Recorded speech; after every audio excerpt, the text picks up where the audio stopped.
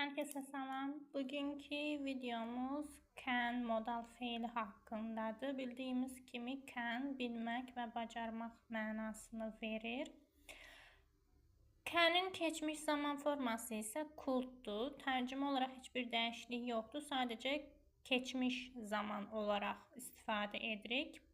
Can'i isə indiki zamanda istifadə edirik. Can və could üstəgəl to, ing istifadə edə bilmərik. Yəni, I can to go, I can going deyə bilmərik və yaxud da I could going məna olaraq, qrammatik olaraq yanlışdır.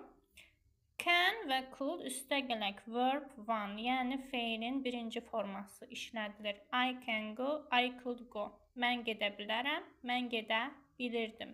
Yəni, could isə keçmişdə bacardığımız bir şeyi bildirir.